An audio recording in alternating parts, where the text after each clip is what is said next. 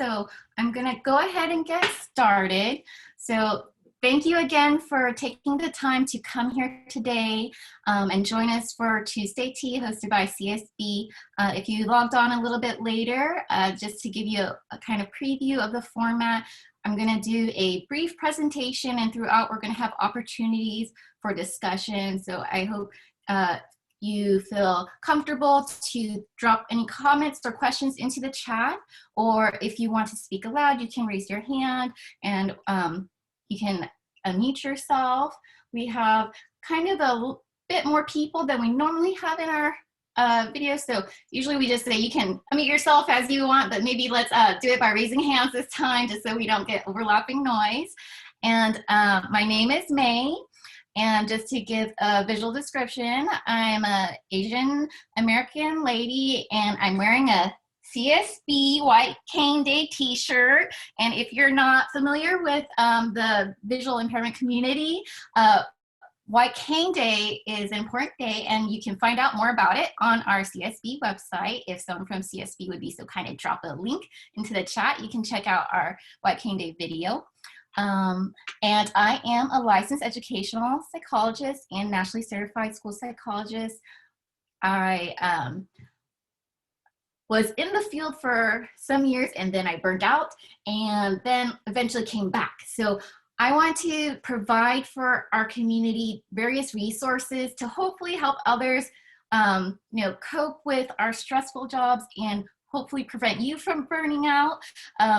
It's a high risk in our educational field, no matter if you're a school psychologist, a special education teacher, or other specialists like a TDI, O&M. We have high caseloads, and we're dealing with really stressful situations at times. So it's really important to try to, do some things for your own self-care, as well as, doing things to support this well-being and mental health of our colleagues and students. And so we're going to jump into our first poll. And our first poll, when it's launched, you're going to have 2 questions on it. The first one is asking for your age range, and the age ranges are purposely overlapping, so you can choose which category you want to put yourself in. So there's 20 and under, 20s to 40s, 40s to 60s, 60s plus, and then there's another fun option in there. I'm an age-free soul. Age is just a number. The second question is about what is your role? Are you a student, parent, educator, or specialist, or other? Or this is a trick question. I'm still trying to figure out what's my role in life. So we're gonna give it a little bit of time to allow people to respond to the poll. And once we get about, we're already at 70%. Thank you so much. You guys are great participants. All right. So it looks like we are at 90% participation. Thank you so much. Why don't we go ahead and close out the poll. And it looks like most people are in the 20s to 40s range. And some people are saying they're age-free soul. Great, love it. And for what's your role, we have about a quarter of us are students, about 54% of us are educators or specialists, and 5 of us are others. Please feel free to throw in the chat what your position or role is if you weren't listed in there. And someone said this is a trick question. So I appreciate whoever clicked on that they're age-free soul, or that this is a trick question, because that was kind of my filter question to see how casual I should be in this webinar. So I'm gonna be a little bit more casual and throw in a little bit more jokes. And if you don't like that style, feel free to tell me to tone it down. I'm open to feedback. All right, so let's close out this poll and go on to the next slide. And here we go. On this slide, there is an image of 5 simple outlines of people, and one is in a light blue color and the rest are in a darker blue color. So nearly 1 in 5 US adults live with mental illness. And it depends on what you're looking at, who you're looking at for the stats. Like Johns Hopkins, they say 1 in 4. A lot of different sources say anywhere between 1 in 4, 1 in 5, but that's a lot of people. So if we're looking at the number of people in our webinar today, we have 35 people. There's a good chance that there's some members in our audience today who are experiencing mental health challenges.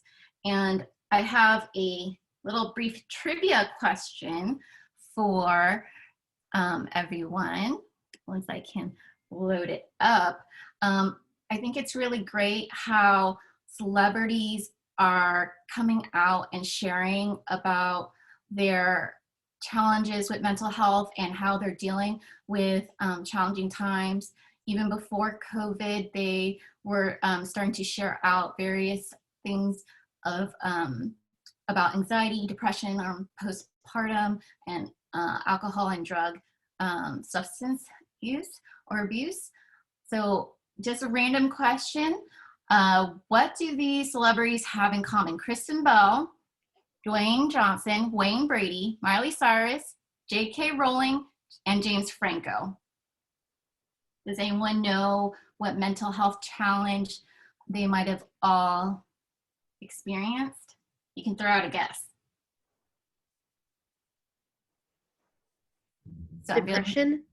Yes, good job. Ding, ding, ding. You get a gold star. So yes, all these celebrities have come out publicly and shared about their experiences with depression.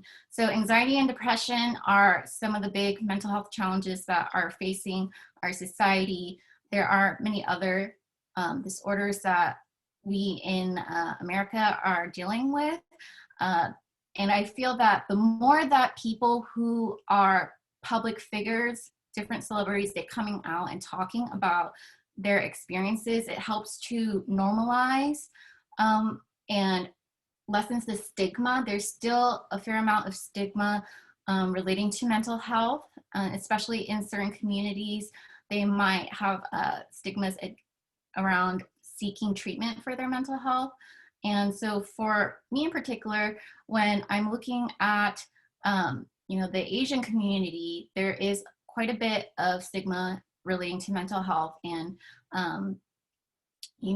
for me, myself, even though I, went to school for psychology and went to graduate school for school psychology, it took me a long time before I started taking care of my own mental health. I had a great mentor when I started off as my first job as a school psychologist. And it wasn't until she shared about her own anxiety and how she went to therapy and family therapy and took medication that I started really taking care of my own mental health. So now I like to share, my own personal experiences I struggle with generalized anxiety disorder, and I have experienced depression. I take medicine to help me deal with the symptoms, and I go to individual therapy and group therapy, and it really does help. And, it wasn't until I saw this great school psychologist, I was like, wow, this lady is so awesome, and she's so competent and efficient at her job. She's an amazing school psychologist, but she still does these things to work on her mental health, and she uses these various supports. And I was like, you know what? I shouldn't be having dry heaves in the back of the conference room as I'm stressing out after an IEP for a contentious meeting. It's affecting my daily functioning. I really should do something about it. So, I feel once you have that personal connection, like you might know something, but knowing is different than applying it. And so sometimes I feel like once you have a connection with someone, it might be easier to seek out your own help.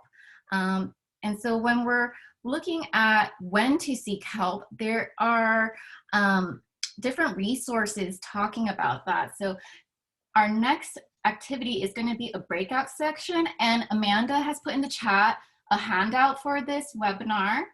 And the poll is in my way. And in the handout, there are links to the handout we're going to be talking about called My Mental Health and Do I Need Help? There is also a Google Doc of, this is the Google Doc of our handout, but there's also a Google Doc of the handout in case you are using a screen reader. This might be a little bit more accessible, but I want us to take a moment to break out into small groups and take turns to read this document and then share your ideas around mental health and your thoughts about self-care strategies and how this infographic might apply to, you don't, and this isn't group therapy, so you don't have to apply it to yourself, even though I self-disclosed, you don't have to, but how this might apply to when you're looking at your colleagues. You know, some people, they just work themselves into the ground, and some schools have that culture of like, who's working the hardest, who's staying up the latest, you know, who's sending out emails at 2 a.m. And, you know, you might need to, you know, help out your colleague or even help out for one of your students if you're seeing some of these symptoms going from mild to more severe. So if I could have Amanda or Winnie help break us out into rooms of 4 each. Let me see if I can figure this out. I've never done it before, but it can be a learning experience. Yeah, and we're all learning and growing. So when I share about my challenges, like a lot of times when I talk to students, I say, you know, we all have our strengths and our things that we're working on. Like, and when I have students who I counseled about anxiety, it's like, you know, even Miss May has challenges with anxiety and I'm still working on it too. So I like to, you know, relate to the students that way. And as you're figuring out, I'm going to give you a quick tip about how to, you know, help yourself in this virtual learning world that we are in right now. So my optometrist was saying my eyes are super dry. One way to help deal with that and Zoom fatigue is to follow the 20-20-20 rule. So every 20 minutes, take 20 seconds to look 20 feet away. So while Amanda's breaking us out into groups, pick a spot.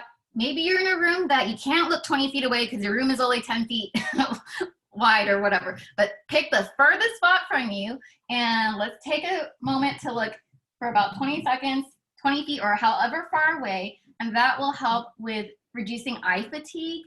And when you're in your classrooms or in your sessions with students, it's also important to give them breaks. So maybe, especially if your student has a visual impairment or is blind, maybe telling them to look 20 feet away isn't really applicable, but you can do other things like quick movement breaks.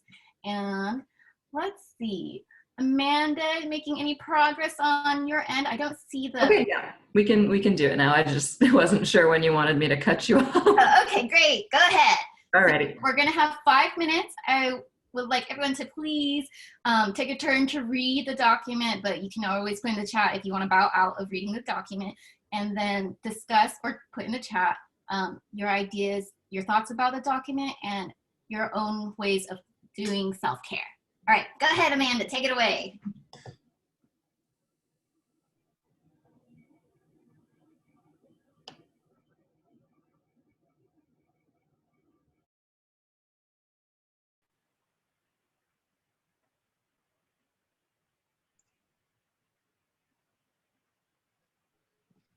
Hi, everyone. Hello. Good afternoon. Hello. Let's see. Are you guys, so I'm from CSV, I actually work there. I'm one of the staff members. Where are you guys coming from? All right.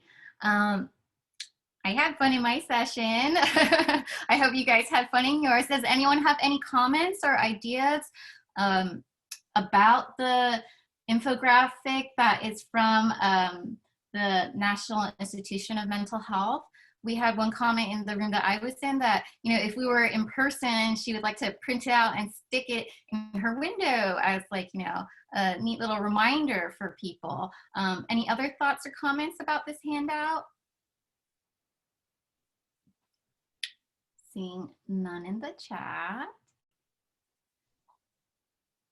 And after the breakout room, my little box of people have disappeared. So I can't see if people are raising their hand, but I know Stephanie's helping me with that. So you can feel free to raise your hand if you want to share out any ideas, any self-help ideas that you guys discussed that maybe was new or that you might want to try out. Seeing in the chat that people are saying the handout was very helpful with guiding discussion, very clear. Oh, go ahead, Haley. Sure. So in our group, we talked about exercise, about going on walks, just trying to do things for you. Mm-hmm. Yeah, that's great. And we also had that discussion about walks in my group as well. Amy, did you want to share something? I see that you have yourself unmuted. Me and my partner Larissa, we talk about trying to go away from being on screen for a long time. With me, I would love even on screen watch another movie. With Larissa, she says she'll just sit on her porch and just enjoy the day.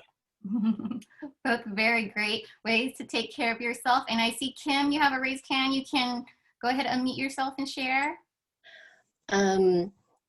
This might be a silly suggestion, but I've heard about where handouts for like CPR first aid, like, you know, like a one-page thing, they're posted on the inside of bathroom stalls because, you know, people spend time in there. And then because of that, people like have more knowledge about things like the Heimlich maneuver or whatever. So I thought it would be kind of a cool thing to do with this handout, because it's a one-page handout, to just put it on the inside of bathroom stalls, and people might sit there and read it if they have nothing else to read, and they might be like, oh, this might be a good idea for me. That is a good idea. All right, and I see that we're heading up to 4, and I still have lots more to cover, so we're gonna kind of go quickly, but thank you so much for all of your participation and sharing out of ideas. So I'm gonna go back to this version of it. So we talked about the prevalence in adults. In children, about 13 to 20% of children in the United States are living with a mental health disorder in any given year. The statistic is from the Centers of Disease Control and Prevention. And in your handout, I included the links for all the references for all the different stats. So if you want to read the articles, you can go to that. But this is back in 2013 where they were doing this really big study. Now, you know, the prevalence rates probably have changed. And in one of my groups, they were saying, you know, with COVID, it is part of the normal experience to feel trauma and stress. And, you know, trauma and stress can mask our best self. It can, you know, really impair our functioning, and it's very subjective. So when we are looking at, you know, our students and how they're performing through Zoom or in-person classrooms, or if you're back in person, you know, we need to consider everyone right now is going through a traumatic experience, either wildfires, the pandemic, you know, going back in and out of school, this changing of our routines. So we need to have a little bit of grace and patience. I know that a lot of schools are having those kind of mottos. And when we're looking at children with visual impairments, they are at even more risk of experiencing mental health challenges. When I was looking at a study where they had compared 17 different studies over 13 nations, the majority of studies found that students who had visual impairments had more challenges with emotional and mental health and well-being compared to sighted individuals. So when we're looking at our students with visual impairments, they might have less opportunities for various protective factors. Some protective factors include, you know, having strong peer relationships, and there's some challenges, and there's definitely an increase in risk for social isolation for all of us right now, but even more so for our children and individuals with visual impairment or blindness. And, you know, when we're looking at students who have visual impairments, there's a thing called incidental learning. That is the learning that we get as sighted individuals just by observing our environment and what's happening around us. And that's something that is missing. It's lacking or missing entirely for our students with visual impairments.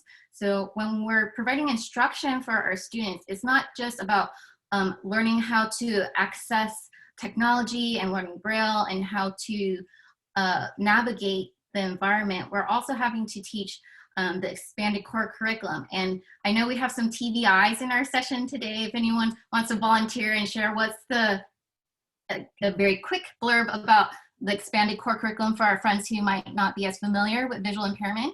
And if no one volunteers, I'm gonna volunteer someone, since that's a common practice at CSB. We like to volunteer each other to do things. Oh, and it looks like we have people in our waiting room. And Stephanie or Adrian, if you could give a quick shout out or blurb about what the expanded core curriculum is. I can do it. I was hoping we established enough self-advocacy and self-determination that one of these guys who went through San Francisco State or CSB would volunteer. Call in someone else if you want, but I wasn't sure if I should. The expanded core curriculum you guys typically referred to as the ECC, or the skills beyond the Common Core that make for whole child education, recognizing what's lacking in incidental learning. And so when you go through, if you do a quick search, and I'll put a post by AFB into the chat in a moment of the 9 areas of the expanded core curriculum, you'll get a real solid feeling of the theories behind whole child education, that we got to wrap everything around what this kid needs within the school day and outside of the school day. And there are concrete things that are missed by a blind student, and things that are difficult to access or confused by a low vision student. So they take directed teaching and purposeful teaching in order to create access to these areas of the expanded core curriculum. Thank you for sharing, Adrian. And Future, thank you for dropping information in the chat. And so when we're thinking about children, and in particular children with visual impairments or blindness, the knee-jerk reaction sometimes is to become overprotective and to overly help our students. And,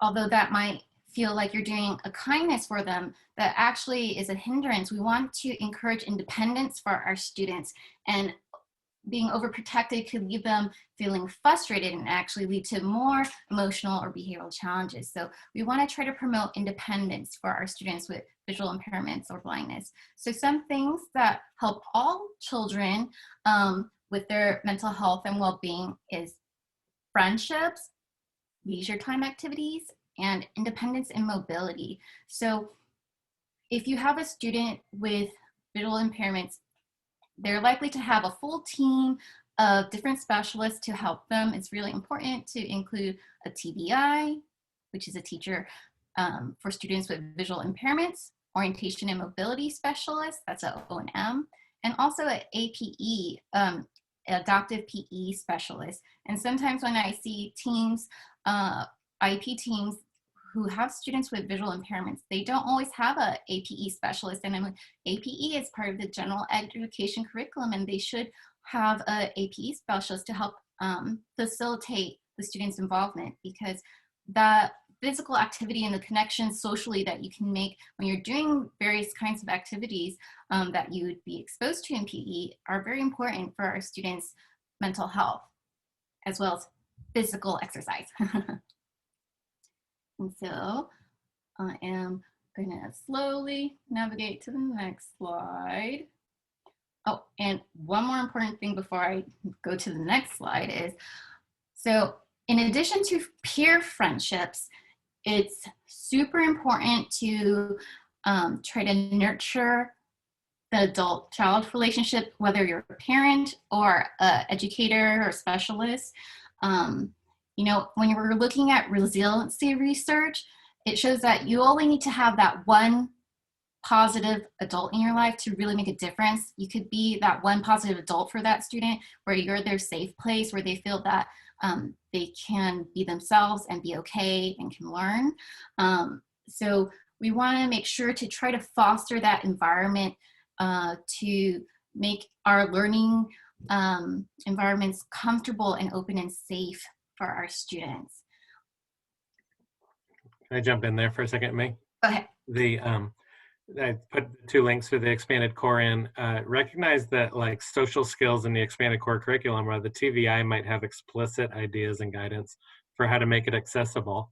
Those social skills are accessed across domains and from different providers. So, you know, there's a lot of school psychs in this room that are focusing on social skills that are totally targeting the expanded core. But target and connect with the TVI to recognize why our blind and low vision students might not have true friendships. They might have people they play alongside or they discuss with, but they don't have peer discussions and true friendships. And that it's a good opportunity to collaborate between a school psych and a TVI and/or O&M teacher to really enhance understanding and how to attack things from a similar front. And May, can I throw out one other idea there when you mentioned about adults in a student's life? I think one thing that we often see with students with visual impairments when they have one-to-one instructional assistance, which is pretty common in the schools, the downside of that is that that person becomes their sole social outlet to the exclusion of other peers. And that's something that we really try to help IEP teams look for and notice and hopefully remediate, so that the student with a visual impairment isn't just interacting with their instructional assistant, because then that can be detrimental also. Very, very good points, Adrian and Stephanie. And feel free to come on in anytime you want if you have any other points you want to add. Thank you. And so when we're looking at children with visual impairments, we want to try to intervene as early as possible. And this actually is applicable to any student with a disability. Oftentimes, the earlier you can intervene, the better. And what has been found is, you know, providing that early intervention and providing low vision rehab, which is, you know, providing the right tools and equipments to help the student to be independent, like having the white cane or having various screen reading technologies.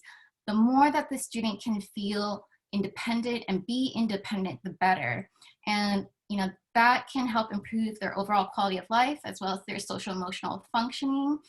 And I see that Adrian has put in some more poster handouts in the chat. So we're going to try to do our best to make sure all those links will be in the YouTube recording description box. So if there are things that weren't in my handout, we'll have them in the YouTube description box. And let me go on to the next slide. So like I mentioned before, beyond just being a person trying to navigate, you know, the challenges of normal life, we got COVID and wildfires and all sorts of different challenges with the social unrest, the social injustices that our society is dealing with at this time. There's a lot of uncertainty and unease in our society as a whole. And when we're looking at this period of time, you know, trauma, we're all being exposed to trauma right now. And we need to, I know it's very challenging because it feels like you have so many things you need to do and take care of, but it's like that analogy that a lot of people say. If you have a cup and your cup is empty, you don't have anything to pour from your cup into someone else's cup. So we really need to try to be careful and to take care of ourselves so we can help take care of others, because everyone who's here is a caregiver in some way, is a helper in some way. So it's very easy to get compassion fatigue. And I see in the chat that Lighthouse, Society for the Blind, and other agencies have been connecting our blind and visually impaired youth over Zoom and similar platforms. A couple of their kids have made friends over movie night and game playing and just hanging out. And so I think that's great. So another point I want to throw out there, and Adrian, feel free to chime in because I know you're passionate about this topic, is inclusion. So, you know, some aspects of inclusion are great, but it is also very important for students to find their community, to find their group where they feel really comfortable with. And a lot of times in public school districts, a student with visual impairment or blindness might be the only one in the whole district with that challenge. And, you know, getting involved with the Lighthouse or Society of the Blind or with CSB with our short courses and different things like that can help connect students with others who are experiencing similar challenges to them and can relate. When I was talking with a student who I happened to know before I came to CSB, and then I, you know, worked with him at CSB, he was saying, you know, it was great at the old school, but here people really understand what it is like to be blind and understand, you know, my challenges. And it's just, I feel so much more comfortable here. So not saying that every student with visual impairment or blindness has to come to California School of the Blind, even though it's an awesome place and an awesome campus, it's not, you know, it's not supposed to be for everyone to come to us. But it's important for students to find their group, to find, you know, their support group. For me as a school psychologist, I have my school psychologist group, and we meet almost every morning to work out at 7 a.m. And then we have our once a week happy hour Zoom call to consult and just talk things out. And when I was in graduate school, I felt like our supervision time was so valuable because I could throw out my ideas and get support. And I feel our children need that too, to have their own little communities where they feel that they can be heard and understood. Adrian, do you want to throw out anything? Because I know you're big on the whole inclusion thing. I 2 months in and you're starting to see the light. I love it. I think we are so pressured by best practices to view least restrictive environment as the school down the street. And when the school down the street encompasses ignoring and neglecting and bullying, and even when it's positive, a lack of connection, that is the opposite of a least restrictive environment. That is an incredibly restrictive, uncomfortable environment. And so what we try to do from the Education Resource Center is recognize, like May said, and appreciate not everyone needs to come to the School for the Blind. It's not appropriate for every kid. But we have to continue in partnership with other agencies throughout the state of California, provide opportunity for blind and low vision kids to connect with each other, to create that community, and be relatable. We see again and again and again kids come through our short courses and through our workshops, and they find themselves. They didn't know themselves. To repeat your empty cup. How can you share yourself with someone else if you've never given your chance to understand who you are? Your own interests, because you're constantly trying to fit in with people that you have a hard time understanding. It's an important aspect that I think those of us who are sighted have a hard time relating to and putting ourselves in the shoes of our kids until we've sent that first kid to a camp or put that first kid in a group and see them come back a leader, more vocal, more self-determined. Well said. And you know, Chris, if you want to drop any links into the chat for those groups that you're talking about, if they're open for anyone to join, please do. And someone from CSB, if you could drop a link to our short courses in the chat, that would be great as well. But just thinking about in general for all students, some things that can help during these uncertain times could be trying to have as consistent routines as possible. And that could be activities like when you get ready for your virtual school or when you're getting ready for bed, but also could be relational routines, like having a consistent time where you have opportunities to interact with others or to have fun leisure time, not just mom being my teacher time that a lot of people are having right now, which I know can be challenging. And sleep is super important. So all that you can do to support your own sleep or your students' sleep it's important to have good sleep hygiene. I want to invite you, if you have tips for how to improve sleep hygiene, since it's such an important factor for mental health, please feel free to, raise your hand if you want to throw out ideas or put it in the chat. Some ideas for improving sleep hygiene that I can share is, there's a lot of talk about not having your devices with you when it's time to get ready for bed, or having, a structured kind of cool down, settling down routine, like having your bedtime story or taking a nice warm bath, drinking like a nice warm beverage, things like that. And, again, I just want to re-emphasize that, when we're all going through this, it's very easy to get stuck into this negative cycle of ideas, especially if you focus a lot on the news. So limiting our students' exposure to news, we want to keep them informed and have shared language about what's happening, but we need to be careful to not re-traumatize our students when we're discussing what is happening in the world. So we want them to be informed, but also, not just focusing so much constantly on like what's happening on Twitter or what's happening on the news. And it's very important for us as adults to practice various coping skills so that we can model them for our students. When I was in graduate school, one of the big takeaways I got was that you need to try out different things, or you should try whatever you can before you recommend them to your students or your clients, in terms of various coping skills or therapies, because it gives you a very different perspective. So one thing that a lot of people have been getting really into in education is mindfulness. And if you go to our website, you can see we have a mindfulness curriculum that was created by two a school psychologist and a speech linguist pathologist who used to work at California School for the Blind. This curriculum was created during the times when we were in school. Oops, wrong page. Here we go. So this is our homepage for California School of the Blind. Sorry, to give an image description, we have a little outline of a building with a tree with two hills and a sun behind it with a cheetah leaping over the hill on the left. And so if we want to find where that curriculum is, if you're coming from our homepage, you can go to resources, click down, go to lessons and curricula, and then we're gonna scroll down a little bit. Oop.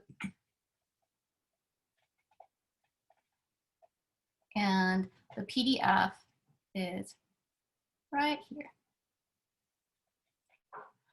And so I also put the link in the handout, but I know sometimes things might be a little confusing or hard to find on our website, so I just wanted to walk you through where to find it in case you want to check that out, or other lessons that we have available online.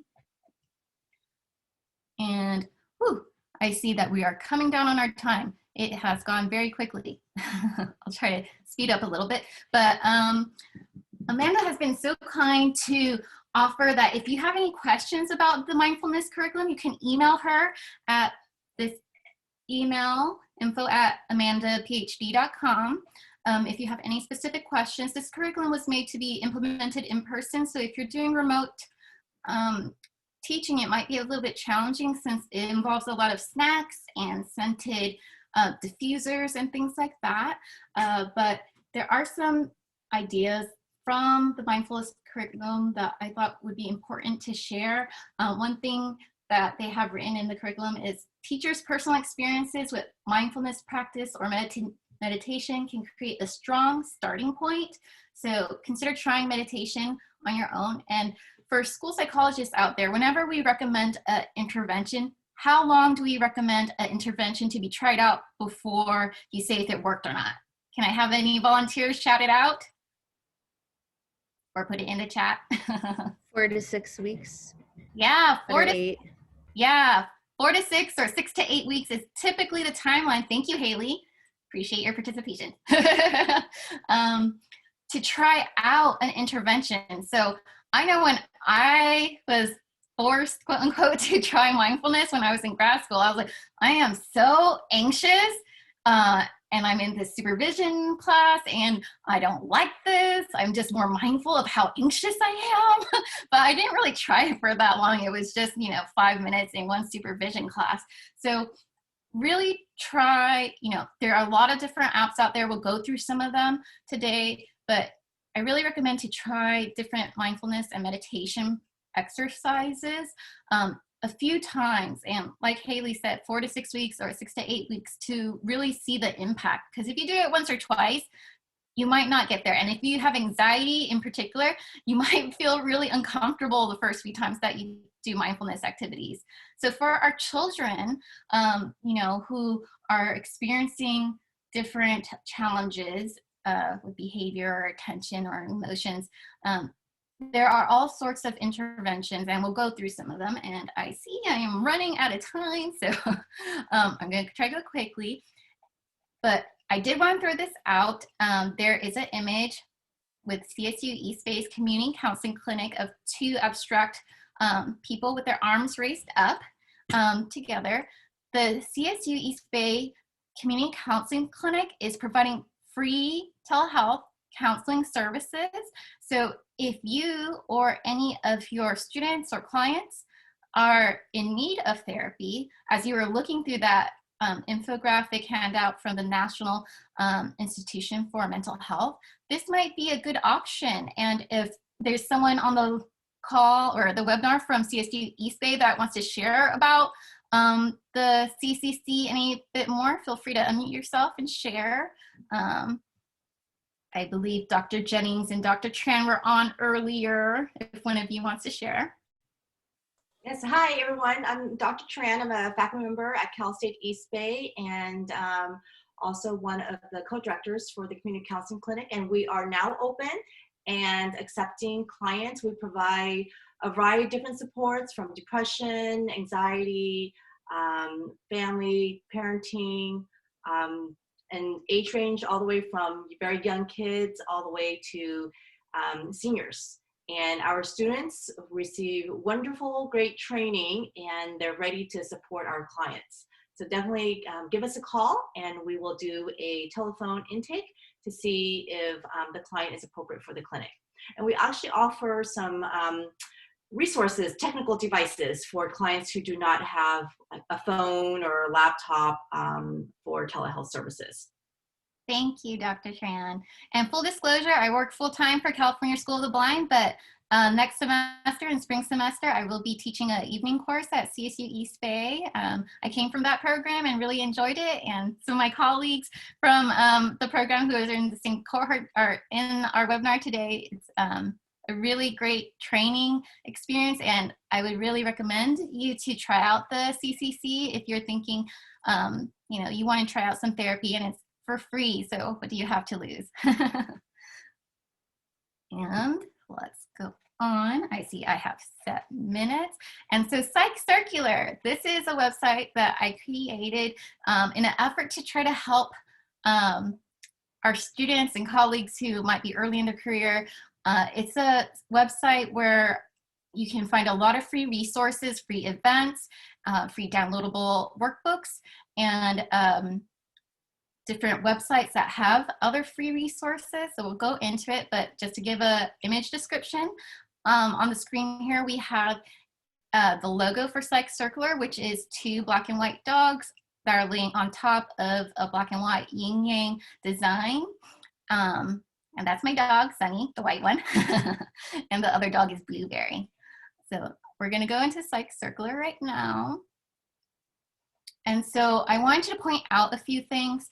So there are free downloadables that I think might be very relevant to our time right now.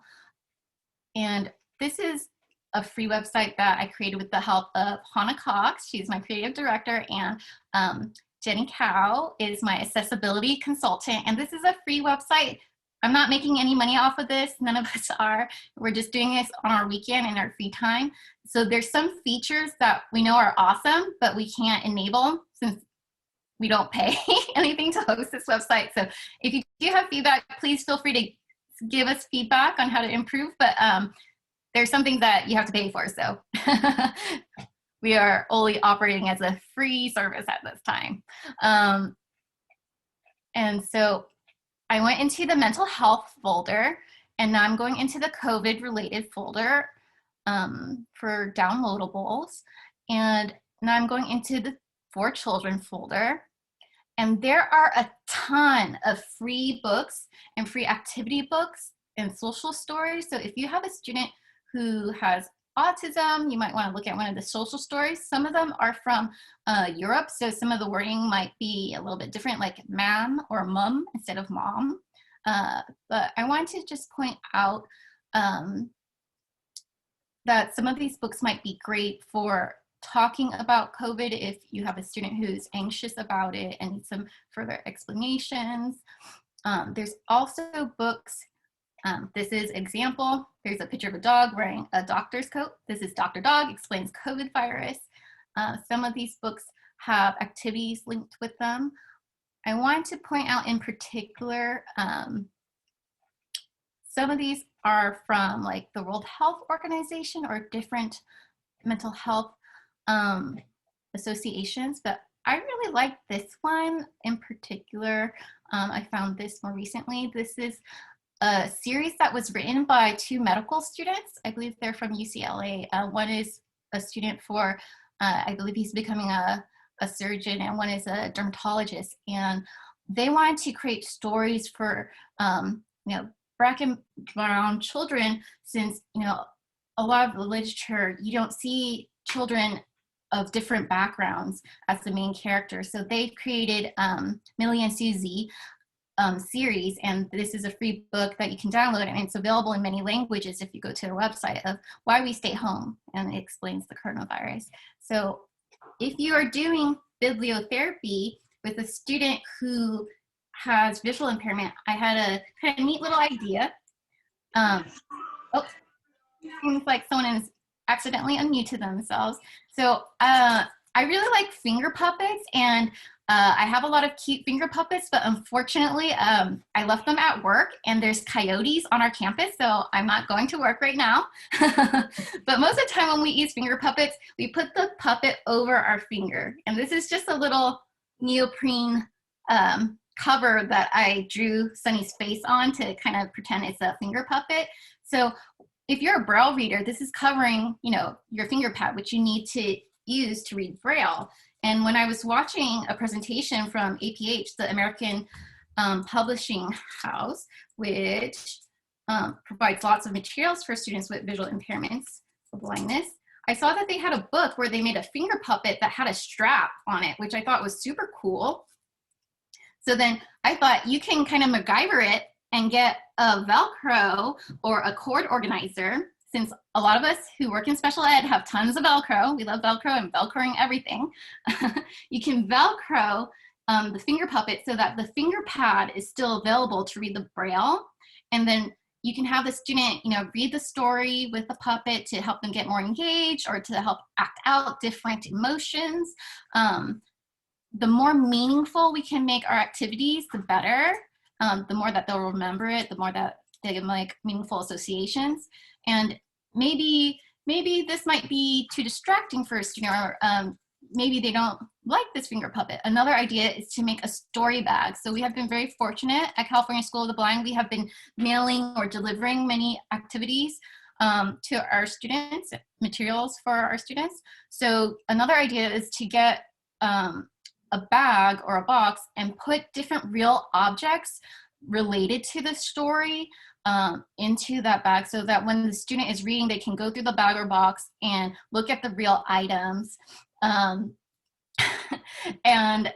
I see Adrian's comment in the chat right now. Sorry, I got distracted. But using real items is so important for our students, because when we have a model of something, a lot of times it's made out of plastic, and they might not make a connection with what that thing actually is. Like with play food for young children, they're like, oh, you tell them this is a pretzel, they can feel the shape, but they might not make the connection of, oh, that plastic thing is supposed to represent the food.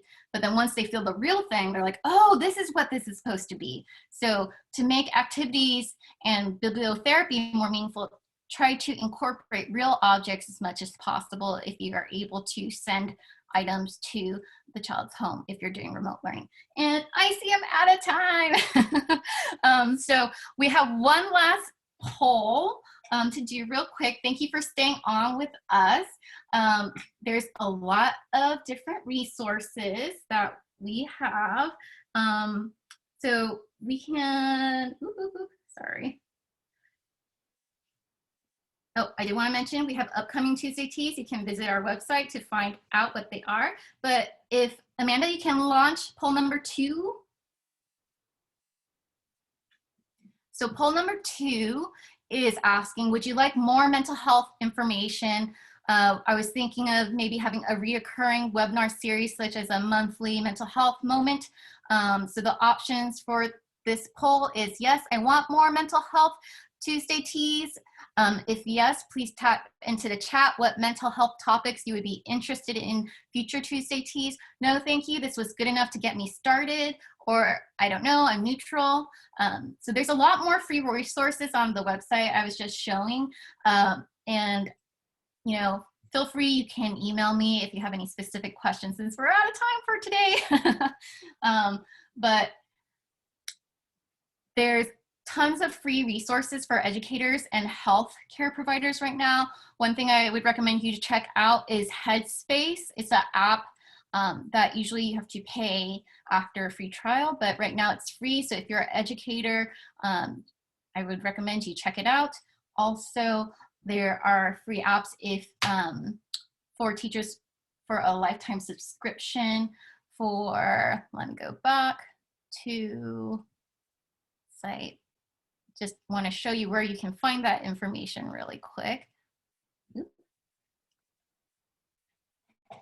So I'm on the wrong screen and it looks like we have responses. I'm going to wait a little bit before we end the poll. But as we go back to the site real quick, if you go to the Dissemination Station, you can find categories of different websites and things that can be really helpful for students who are visually impaired or blind. I would really recommend, especially if they're older. Blind Alive is a great place for different exercises, and they also have some meditations that are that have audio description. And if you click here for free apps, you'll get a list of different apps that are for free. So Headspace, Insight Timer, Stop, Think, Breathe, kind of my top 3 that I recommend you check out. If you have questions, feel free to email me. And it looks like we're about 70% for the poll. Thank you. Looks like we're between, I don't know, I'm neutral, and yes, I want more. So I'll talk with Adrian and see if we should do more of these or not, because we do want to make sure that our Tuesday Teas, you know, serve our educators well and, you know, serves the interests of what people are looking for. I see in the chat, Haley put a topic idea for future session, how to support parents with teaching and supporting kids with special needs at home during COVID. Thank you, Haley, for that idea. And for next steps for you, if we don't do another Tuesday Tea about mental health, in your handout, there are links to different self-assessment tools. So there's an educator resilience and trauma-informed self-care assessment and planning tool, as well as the professional quality of life scale is another assessment tool. I would recommend you to take these assessments on your own in your free time, limited free time, and see how you score. And some of it might give you ideas of how to improve your self-care practices. And there's little different things to analyze your scores and different things to give you recommendations once you go through the self-assessment. So just wanted to give you some things that might be handy to use in case we don't have another mental health Tuesday Tea. And here's my contact information. My contact information is also in the handout. Thank you so much for coming and joining us today. And, you know, our time is one of our most precious commodities. So thank you for spending your time with us here at Tuesday Tea, hosted by CSB.